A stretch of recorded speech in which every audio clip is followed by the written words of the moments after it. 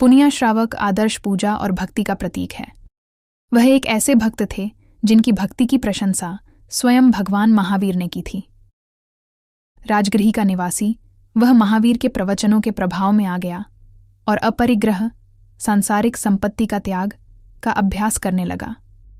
उन्होंने स्वेच्छा से गरीबी को अपनाया और अपने पिता से विरासत में मिली सारी संपत्ति दान कर दी। सूती धागे बनाने से उसे जो कमाई होती उससे वह खुश और संतुष्ट रहता। उनका मानना था कि संतोष का संपत्ति, धन या अधिग्रहण से कोई लेना देना नहीं है, ये बस मन की एक अवस्था है। वास्तव में एक समर्पित आत्मा होने के नाते वह सहधर्मियों का बहुत सम्मान करते थे और हर दिन उनमें से एक को आमंत्रित करते थे और उसे प्यार और स्नेह से खाना खिलाते थे। उन्होंने भक्ति से भरे हृदय से सामायिक का अभ्यास किया।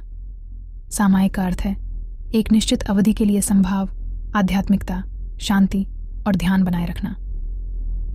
एक बार वह अपनी सामान्य एकाग्रता से पूजा नहीं कर सका और परेशान हो गया। उसने अपनी पत्नी से इसका कारण जानने को कहा। इससे उसकी सोच स्थापित हुई। कुछ देर रुकने के बाद उसने कहा, मुझे रास्ते में गोबर के कुछ उपले मिले और चूंकि वे किसी के नहीं थे इसलिए मैं उन्हें घर ले आई। पुनिया श्रावक ने कहा, आपने सही काम नहीं किया। यदि किसी ने उन केक पर दावा नहीं किया है तो वे अवश्य ही राज्य के होंगे। जाओ और उन्हें वहीं जमा कर दो जहां तुमने उन्हें पाया था। तभी उसकी अंतरात्मा ने उसे चुभना बंद कर दिया। जरा सा विचलन और वह परेशान हो जाएगा। एक बार राजा श्रेणिक ने तीर्थंकर भगवान महावीर से मृत्यु के बाद उनकी आत्मा की स्थिति के बारे में पूछा। हे तीर्थंकर महावीर, जब मैं मरूंगा तो मेरी आत्मा कहाँ जाएगी? तुम्हारी आत्मा नरक में जाएगी। राजा जानना चाहता था कि ऐसे भाग्य से बचने के लिए उसे क्या करना चाहिए।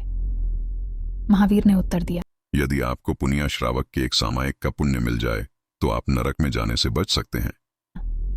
राजा अनुरोध लेकर पुण्या श्रावक के पास पहुंचे। श्रावक ने उनसे महावीर से सामायिक का वास्तविक मूल्य जानने को कहा। तब भगवान ने कहा कि उनकी सामायिक का कोई मूल्य निर्धारित करना कठिन है, क्योंकि यह अमूल्य और सर्वोत्कृष्ट है, मेरु सबसे ऊंचा पर्वत है।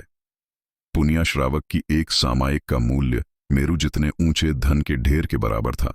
भगवान महावीर ने इसे अलग ढंग से समझाया। उन्होंने कहा, कोई घोड़ा खरीदने जाता है और घोड़े के पट्टे की कीमत राजा श्रेणिक के खजाने में मौजूद धन के कुल मूल्य के बराबर होगी, लेकिन घोड़े की कीमत एक सामायिक के मूल्य के बराबर होगी। श्रेणिक को एहसास हुआ कि उसकी सारी संपत्ति पुनिया की एक सामायिक भी नहीं खरीद पाएगी। उनकी भक्ति के प्रति उन्हें सर्वोच्च श्रद्धा महसूस हुई। पुनिया का जीवन त्याग, आत्मत्याग और अपरिग्रह का जीवन था, एक सच्चे श्रावक का जीवन। वह कितना महान होगा जिसकी प्रशंसा स्वयं भगवान महावीर ने की हो। पुनिया के जीवन में सामायिक का महत्व प्रकट हुआ। शुद्ध हृदय और भक्ति के साथ की गई केवल एक सामायिक ही व्यक्ति को मुक्ति के मार्ग पर ले जा सकती है और बुराइयों को दूर करने में मदद कर सकती है। शास्त्र कहते हैं कि यदि एक प्रतिदिन सोना दान करता है और दूसरा सामायिक करता है तो सोना दान करने वाला दूसरे सामायिक करने वाले की तुलना में खड़ा नहीं हो सकता।